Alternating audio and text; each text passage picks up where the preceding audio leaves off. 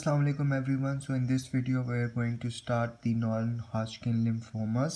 ठीक है, non-Hodgkin lymphomas में हमारे पास जो है ना डिफरेंट जो है ना वो डिफरेंट जो है वो ल्यूकीमियाज एंड लिम्फोमास और डिफरेंट जो है वो कैंसर्स आ जाते हैं, ठीक है, वाइट सेल्स के।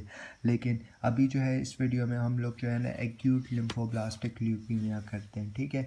एक्यूट लिम्फोब्लास्टिक ल्यूकीमिया भी कह सकते हैं और एक्यूट लिम्फोब्लास्टिक लिम्फोमास भी कह सकते हैं, ठीक है। क्योंकि कभी ये एज ए ल्यूकीमिया मैनिफेस्ट कर रहा होता है, कभी एज ए ये लिम्फोमास जो है ये मैनिफेस्ट कर रहा होता है। मैंने जो है नोट्स प्रॉपर नहीं बनाए हुए, लेकिन I will try to make it really easy for you guys, ठीक है। और जो बुक मैंने पढ़ी है ना वो हमारे पास रॉबिन्स है, ठीक है। अच्छा देखो, अब ल्यूकीमियाज और लिम्फोमास की पहले डिफ्रेंशिएशन कर लेते हैं ना। मैं ऑलरेडी प्रीवियस वीडियो में बता भी चुका हूँ, क्योंकि ल्यूकीमिया जो होता है ना जिसमें बोन मैरो भी इन्वॉल्व होता है और ब्लड सेल्स भी इन्वॉल्व होते हैं, ठीक है। और जो मेनली ब्लड भी इन्वॉल्व होता है, ठीक है। और जो लिम्फोमास होते हैं ना उसमें सिर्फ बोन मैरो इन्वॉल्व होता है, ठीक है। अच्छा अब देखो, हमें पता है ना कि हमारे पास जब स्टेम सेल्स होते हैं ना, तो स्टेम सेल से हमारे पास जो है वो लिम्फॉइड जो है वो सीरीज़ होती है। लिम्फॉइड प्रोजेनेटर्स होते हैं, माइलाइड प्रोजेनेटर्स होते हैं। फिर लिम्फॉइड प्रोजेनेटर सेल से लिम्फोब्लास्ट बनते हैं और माइलाइड से माइलोब्लास्ट बनते हैं ना। अब ये जो एक्यूट लिम्फोब्लास्टिक ल्यूकीमिया होता है ना, इसमें क्या होता है कि जो लिम्फोब्लास्ट होता है ना उस स्टेट की अरेस्ट कर जाते हैं ब्लड सेल्स, ठीक है। मतलब लिम्फोब्लास्ट सेल्स जो होते हैं ना वो अरेस्ट कर जाता है। लेट मी शो यू, मैं दिखा भी चुका हूँ किसी वीडियो में, लेकिन इसमें भी देख लेते हैं। जैसे कि ये हमारे पास है ना, देखो यहाँ पे पहले लिम्फॉइड प्रोजेनेटर्स थे, ठीक है, इससे लिम्फोब्लास्ट बने। अब लिम्फोब्लास्ट जो है ना वो हमारे पास टी लिम्फोसाइट या बी लिम्फोसाइट बनाएगा, ठीक है। लेकिन अगर ये लिम्फोब्लास्ट से स्टेट में ही रुक जाए ना, तो हमारे पास क्या होगा कि हमारे पास B cells and T cells जो बन रहे हैं ना मेच्योर, वो नहीं बनेंगे ना। तो क्या होगा, तो मतलब premature B and T cells बनना शुरू हो जाएंगे, ठीक है। Premature B and C T cells, ठीक है। अच्छा अब हमारे पास इसमें ना मैंने कह दिया कि लिम्फोब्लास्टिक स्टेट में अरेस्ट कर जाता है, जिसकी वजह से premature B cells and T cells बनना शुरू हो जाते हैं। अब एक एमसीक्यूज आ सकता है कि बच्चों में कौन सा ल्यूकीमियाज जो होते हैं वो कॉमन होते हैं। तो एक्यूट लिम्फोब्लास्टिक ल्यूकीमिया जो है ना वो बच्चों में सबसे ज़्यादा कॉमन है। 85% जो है वो बच्चों में होता है, ठीक है।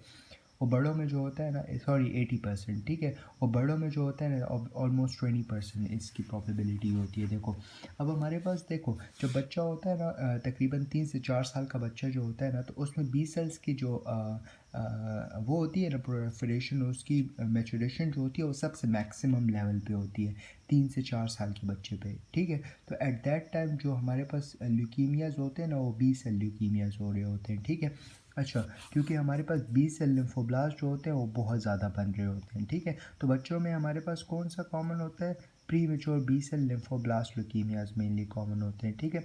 और बड़ों में कौन सा कॉमन होता है, बड़ों में जो होता है वो प्री टी सेल्स लिम्फोमास जो होते हैं वो कॉमन होते हैं। बड़ों में कौन से बड़ों में 15 से 20 साल यंग एडल्ट जो होते हैं, एडोलेसेंट की जो एज होती है 15 से 20 साल में, तो उसमें प्री मेच्योर टी सेल्स जो लिम्फोब्लास्ट ल्यूकीमियाज होते हैं ना वो कॉमन होते हैं, ठीक है।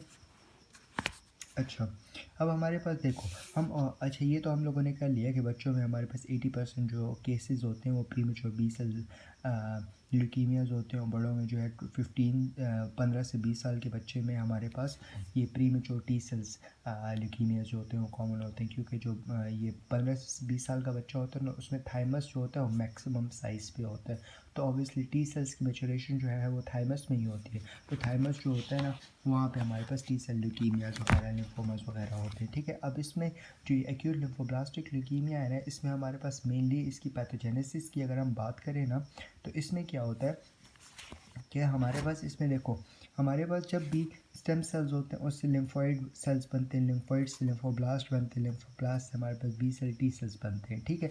तो इन सब प्रोसेस के होने के लिए हमें डिफरेंट ट्रांसक्रिप्शन फैक्टर्स चाहिए होते हैं, लाइक डीएनए आरएनए में कन्वर्ट होते हैं और बाकी डिफरेंट प्रोसेसेस होते हैं ना, उसकी डिटेल में हम नहीं जाएंगे। लेकिन सिंपल सी बात यह है कि जब ये कन्वर्जन होती है ना तो हमारे पास डिफरेंट ट्रांसक्रिप्शन फैक्टर्स चाहिए होते हैं। तो अब ये एक्यूट लिम्फोब्लास्टिक ल्यूकीमिया में क्या होता है कि जो ट्रांसक्रिप्शन फैक्टर के डिफरेंट जीन्स होते हैं ना, बी सेल्स के लिए डिफरेंट ट्रांसक्रिप्शन फैक्टर के जीन्स होते हैं, टी सेल्स के लिए डिफरेंट ट्रांसक्रिप्शन फैक्टर के जीन्स होते हैं, तो इनमें म्यूटेशन हो जाती हैं। अब बी सेल के लिए जो हमारे पास ट्रांसक्रिप्शन फैक्टर जीन प्रोटीन्स होते हैं ना, वो कौन कौन से हैं बी सेल्स के लिए? TEL टेल हो गया, AML1 हो गया, टेल1 हो गया, AML1 हो गया, इसके अलावा PAX5 हो गया।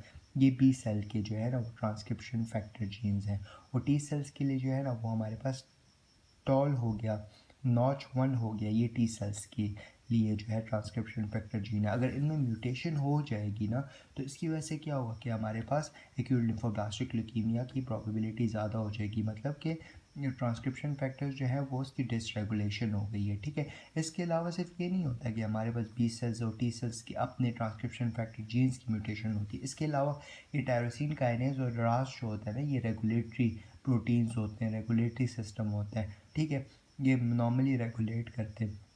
अगर ये काम करना छोड़ देंगे, रेगुलेशन नहीं करेंगे और एक्सेसिव इनकी बनना शुरू हो जाएगा ना, जब एक्सेसिव बनेंगे रास डीएक्टिवेटेड स्टेट में रह जाएगा और टायरोसिन काइनेज की प्रोलिफरेशन और एक्टिवेशन बहुत ज़्यादा होती जाएगी, तो ऑब्वियसली कैंसर बहुत ज़्यादा हो जाएगा। तो ये भी एक्यूट लिम्फोब्लास्टिक ल्यूकीमिया की मेनली कॉज हो सकती है। इसके अलावा हमारे पास म्यूटेशन को ABL टू BCR ट्रांसलोकेशन जो होती है 9-22 ट्रांसलोकेशन, उसकी वजह से भी हमारे पास एक्यूट लिम्फोब्लास्टिक ल्यूकीमिया होता है। तो 3 कॉजेज़ हमने बताई पैथोजेनेसिस में।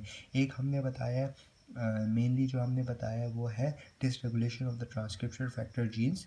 इसके अलावा हम लोगों ने कहा है कि टायरोसिन काइनेज रॉस की जो है वो वो जो वो मेंटेन वो जो नॉर्मल रेगुलेशन होती है वो ख़त्म हो जाती है, म्यूटेशन वगैरह हो जाती है उनकी। इसके अलावा ABL टू BCR ट्रांसलोकेशन भी हो जाती है। अब इसके बाद इसकी मार्फोलॉजी पे आते हैं ना, तो अगर आप मार्फोलॉजिकली देखो या ब्लड स्मेयर में देखोगे ना तो आपको लिम्फोब्लास्ट नज़र आएंगे, बोन मैरो में बहुत बड़े बड़े लिम्फोब्लास्ट नज़र आएंगे। बुक में बहुत अच्छी डायग्राम भी शो की गई है, वो भी मैं आपको दिखा देता हूँ। ये जैसे ये है ना, तो ये हमें बहुत बड़े बड़े लिम्फोब्लास्ट नज़र आना शुरू हो जाते हैं। अब लिम्फोब्लास्ट का जो न्यूक्लियस होता है ना वो प्रॉपर पर्पल कलर का होता है, ठीक है। वो पर्पल कलर का होता है तो मतलब बेसोफिलिक है। उसका साइटोप्लाज्म जो होता है ना वो एक तो वो स्कैंटी होता है, मतलब बहुत कम होता है, जैसे इस पिक्चर में नज़र भी आ रहा है ना, न्यूक्लियस बहुत बड़ा है, साइटोप्लाज्म जो है वो बहुत कम तादाद में प्रेजेंट है ना, स्कैंटी होता है। और दूसरा ये पिंकिश कलर का होता है, मतलब ये इसमें सिलिक हो गया, ठीक है। और साइटोप्लाज्म जो होता है एक ग्रेनुलर होता है, लेकिन साइटोप्लाज्म में जो है ना ग्रेन्यूल ऑफ वो ग्लाइकोजन हो सकता है, ठीक है, जो हमारे पास पीरियोडिक एसिड स्किफ पॉजिटिव होता है, ठीक है, पीरियोडिक एसिड स्किफ पॉजिटिव होता है, ठीक है। इसके अलावा जो न्यूक्लियस होता है इसमें हमारे पास डेंस क्रोमेटिन होते हैं, न्यूक्लियोलाई होते हैं 1 से 2, ठीक है, दैट्स इट। अच्छा, और जो हमारे पास हमने कहा ना कि साइटोप्लाज्म में जो ग्लाइकोजन ग्रेन्यूल्स होते हैं पीरियोडिक एसिड्स के पॉजिटिव होते हैं, और अगर हम लोग लिम्फोब्लास्ट में ना, और अगर हम लोग ब्लास्ट में जब हम पढ़ेंगे ना तो वहाँ पे परऑक्सीडेज पॉजिटिव होता है, ठीक है। लिम्फोब्लास्ट जो है वो स्किफ पॉजिटिव होता है और माइलोब्लास्ट जो है परऑक्सीडेज पॉजिटिव होता है, ये हम लोगों ने कर लिया है, ठीक है। अच्छा, इसके बाद हम लोग आते हैं साइटोजेनेटिक्स पे ना, सॉरी जेनेटिकल फीचर्स पे। जेनेटिकल फीचर्स जो बुक में लिखे हुए हैं इसमें मेनली यही बात लिखी हुई कि ABL टू BCR ट्रांसलोकेशंस होती हैं। इसके अलावा जो 9-22 ट्रांसलोकेशंस होती हैं ना, ये मेनली ये चीज़ें इसमें हो रही होती हैं, ठीक है। इम्यूनोफिनोटाइपिंग पे आ जाते हैं। इम्यूनोफिनोटाइपिंग में मेनली ये इन लोगों ने बुक में जो है ना एक बात लिखी हुई है कि हमारे पास डिफरेंट एंजाइम्स होते हैं ना, मेनली एंजाइम एक है जिसका नाम है terminal deoxy nucleotidyl transferase. Terminal deoxy nucleotidyl transferase जो है ना, ये हमारे पास एक एंजाइम होता है जो स्पेसिफिक होता है प्री बी सेल्स और प्री टी सेल्स के लिए, ठीक है, जिसको शॉर्ट फॉर्म में हम TDT भी कह सकते हैं, ठीक है। और इसके अलावा ये प्री बी सेल्स और प्री टी सेल्स जो होते हैं इस पर हमारे पास डिफरेंट मार्कर्स भी प्रेजेंट होते हैं। फॉर एग्जांपल अगर बी सेल्स का मार्कर की बात करें तो वो हमारे पास हो जाएगा CD19, और टी सेल्स का जो मार्कर है वो CD3 हो सकता है, CD2 हो सकता है, CD7 वगैरह हो सकते हैं, ठीक है। यही हो गया, ठीक है। दोबारा बताते तो इम्यूनोफिनोटाइपिंग में हमारे पास डिफरेंट एंजाइम्स होते हैं जैसे कि TDT होता है, डिफरेंट मार्कर्स होते हैं जैसे बी सेल्स का CD19 है, टी सेल्स का CD3, 7 एंड 2। अच्छा, इसके बाद हम लोग क्लिनिकल फाइंडिंग्स की बात करें ना, तो क्लिनिकल फाइंडिंग्स में हमारे ऑब्वियसली बोन मैरो डिसफंक्शन हो रहा है। बोन मैरो डिसफंक्शन है जिसकी वजह से क्या होगा, वाइट सेल्स की क्वांटिटी कम होगी, वाइट सेल्स प्रॉपर नहीं होंगे तो ऑब्वियसली इन्फेक्शन ज़्यादा हो जाएंगे।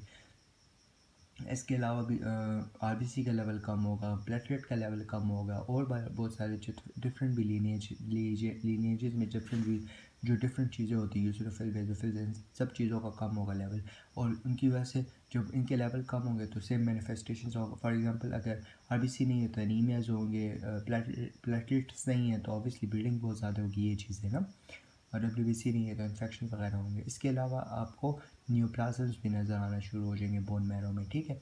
और थर्ड इसकी वजह से ना हमारे पास वो होता है सीएनएस में भी इन्वॉल्व हो सकता है, जिसकी वजह से सीएनएस की वजह से नौशिया हो सकता है, वॉमिटिंग्स वगैरह हो सकती है, हेडेक वगैरह हो सकता है, कोमा भी हो सकता है। अब अगर प्रोग्नोसिस की अगर हम बात करें ना एक्यूट लिम्फोब्लास्टिक ल्यूकीमिया की ना, तो अगर हम 2 साल से छोटे बच्चों की अगर हम बात करें ना, तो 2 साल से छोटे बच्चे जो होते हैं ना, तो उसमें हमारे पास जो ब्लड सेल्स होते हैं ना उनकी क्वांटिटी बहुत कम होती है, ठीक है। मतलब वाइट सेल्स तो बने ही नहीं होते, और जो बन भी रहे होते हैं ना तो लिम्फोब्लास्ट स्टेट में ही रह जाते हैं। तो ऑब्वियसली अब लिम्फोब्लास्ट स्टेट में रह जाएंगे तो ऑब्वियसली हमारे ऑब्वियसली प्रोग्नोसिस तो अच्छी नहीं होगी ना, तो that's not a good thing, ठीक है। फिर अगर हम 2 से 10 साल के बीच के बच्चे की बात करें ना, तो उसमें गुड प्रोग्नोसिस होती है। गुड प्रोग्नोसिस इसलिए होती है कि कुछ हमारे पास वाइट सेल्स बन चुके होते हैं, इसके अलावा लिम्फोब्लास्ट भी एग्जिस्ट कर रहे होते हैं, ठीक है, लेकिन हमारे पास वाइट सेल्स भी बन चुके होते हैं। That's why it's a good prognosis, मतलब ट्रीटमेंट हो सकती है। और अगर 10 साल से ज़्यादा के बच्चे की बात करें ना, तो उसमें भी बैड प्रोग्नोसिस है। बैड प्रोग्नोसिस इसलिए होती है कि हमारे पास टी सेल्स जो है वो लिम्फोब्लास्ट ट्यूमर होना शुरू हो जाता है, ठीक है। टी सेल लिम्फोब्लास्टिक ट्यूमर्स इसमें होना शुरू हो जाते हैं। अच्छा, बस इसमें यही चीज़ है। We done with acute lymphoblastic leukaemia. Next video में हम क्रोनिक लिम्फोसिटिक ल्यूकीमिया करेंगे। दैट्स इट, थैंक यू, जज़ाकल्लाह।